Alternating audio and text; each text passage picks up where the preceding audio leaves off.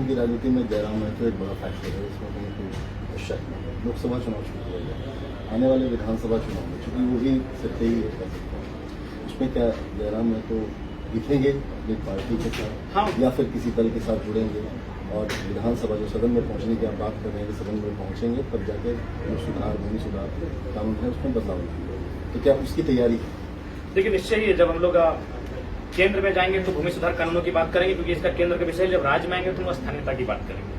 और देखिए सबसे पहली बात ये एक भ्रम फैलाया जाता है 1932 मतलब बाहर के लोग ऐसा नहीं। 1932 की जरूरत कहाँ हो? पहला बात एकदम साफ शब्दों में 1932 या फिर खतियान के आधार पर स्थानीय नीति। इसका मतलब ये थोड़ी कहा कि आप जो गैर झारखंड के लोग हैं यहाँ रोजगार नहीं करेंगे, गैर झारखंड के लोग यहाँ काम नहीं करेंगे, गैर झारखंड के लोग यहाँ कुछ करेंगे नहीं, आवास नहीं बनाएंगे। इसका मतलब है खतियान आधारित स्थान नीति का मतलब जब नियोजन नीति बनेगी उसमें एक लाइन इंक्लूड किया जाएगा स्थानीय नीति, यानी जो 3rd और 4th ग्रेड की नौकरियां हैं। इसलिए इस भ्रम से बाहर आइए।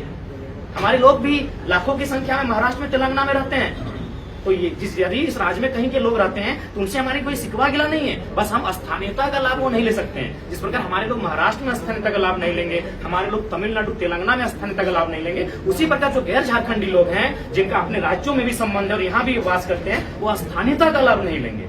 यानी स्थानीय नीति को इंक्लूड किया जाएगा नियोजन नीति में।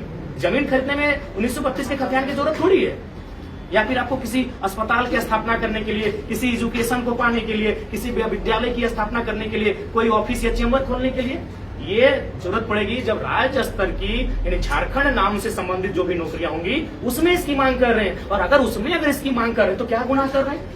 तेलंगाना ने तो सीधे 371 के तहत सारी नौकरियों को रिजर्व करके रखा है, कर्नाटक ने रिजर्व करके रखा है, पूर्वोत्तर भारत ने रिजर्व करके रखा है। तो यदि हम 3rd और 4th ग्रेड की नौकरियों में रिजर्वेशन एकदम 100% या फिर 90%, 85% अगर झारखंडियों की बात करते हैं तो क्या गुनाह करते हैं? कोई गुनाह नहीं कर रहे। यही यूनिवर्सिटी बना है, जमीनें तो हमारी असबर जानते हैं, नाम भी है विनोद बाबू का, झारखंड के महानायक का, जननायक का। बताइए कितने पुरुष झारखंडी है? क्योंकि हम मना भी नहीं कर सकते, क्योंकि वो A ग्रेड की है, B ग्रेड की नौकरियां होंगी, हम मना भी नहीं कर सकते। बताइए कितने प्रोफेसर हमारे झारखंड नहीं है। लेकिन अगर PGT TGT में भी अगर गैर झारखंड के लोग दबदबा बनाएंगे तो बताइए क्या हम लोग कटोरा लेके भीख मांगे? क्या पूरा भारत यही चाहता है कि झारखंड के लोग कटोरा लेके भीख मांगे? प्रोफेसर कितने हैं हम आप ही से पूछते हैं, बकायदा मैं नाम भी गिना दूंगा, लेकिन वो प्रोफेसर हमारे भी हम नाम नहीं गिनाएंगे और मैं उनके स्टेट के साथ नाम भी गिना दूंगा। बताइए विनोद बिहारी महतो जिनके नाम से है, कितने लोग हैं उनके गाँव के, कितने लोग हैं उनके राज्य के? तो वहां हम लोग मानते हैं कि वो भाई एक ऐसा लेवल है यहाँ पूरे देश से लोग आएंगे।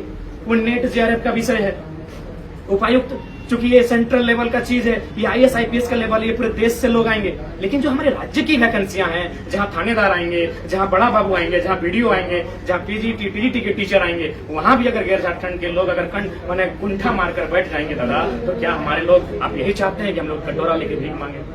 जो आज लगभग 20 लाख मजदूर हमारे बाहर में है, कोरोना काल ने भी दिखा दिया कितने मजदूर हमारे बाहर में है। 40% खनिज देने वाला झारखंड, क्या पूरा भारत, यूपी बिहार बंगाल के लोग यही चाहते हैं हम लोग भीख मांगे? चलिए यही करते हैं। बताइए हम 1932 में भ्रम क्यों फैल रहे हैं? ये जरूरत वहां होगी जब नियोजन नीति की बात आएगी, स्थानीयता की जरूरत वहां होगी जहां नियोजन नीति की बात आएगी। तो हम अगर 3rd और 4th ग्रेड में झारखंडियत की बात करेंगे तो ये तो अपराध नहीं है, सभी स्टेट में ये है। आप किसी स्टेट में चले जाइए, 371 का आर्टिकल पढ़िए, वहां से J तक है, 371 A B C D F G H I J तक है, वहां सभी राज्यों का विशेष प्रावधान है। तो फिर जब सभी राज्यों का विशेष प्रावधान है तो हम अगर विशेष प्रावधान मांग रहे हैं, हम तो राज्य से ही मांग रहे हैं, तो केंद्र पे चर्चा ही नहीं किए। जब दिल्ली हमारे सदन में सांसद पहुंचेंगे तो चर्चा करेंगे कि 371 की जो कॉलम है उसे आगे बढ़ाया जाए, वहां झारखंड को भी इंक्लूड किया जाए।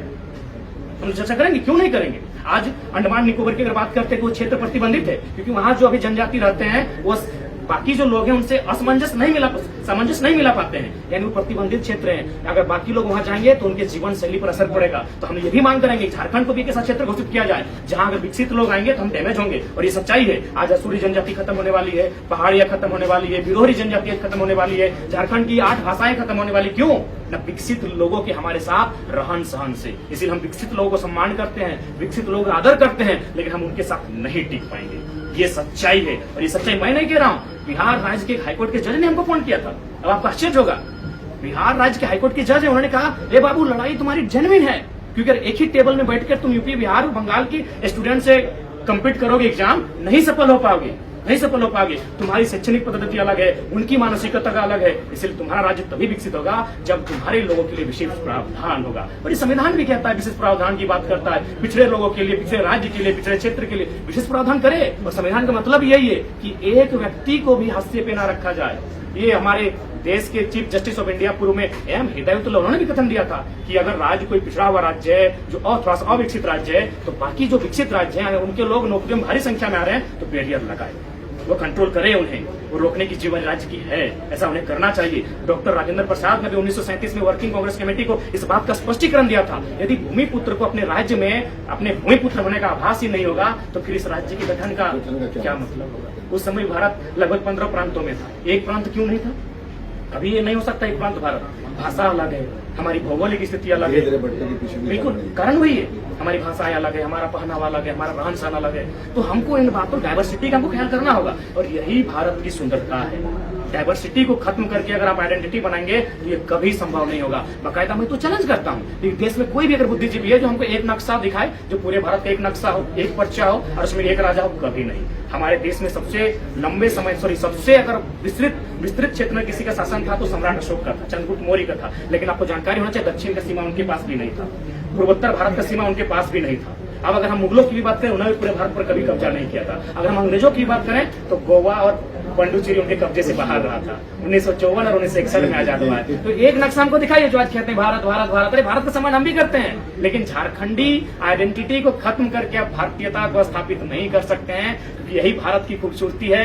अलग प्रांत इसीलिए बने हैं, अलग बोली, अलग भाषा, अलग रहन सहन, अलग खान पान, अलग पहचान, यही खूबसूरती है भारत की। तो यही खूबसूरती के आधार पे आज झारखंड अपनी पहचान को स्थापित करने की मांग कर रहा है। जो बिहार से 2000 में हमारा अलग राज्य गठन हुआ है, 46% भूभाग 79,000 वर्ग किलोमीटर हमारे हिस्से में जो आया है, उस हिस्से में हमें फसल लगाने की आजादी चाहिए। बस हम यही चाहते हैं। बहुत बहुत शुक्रिया। धन्यवाद।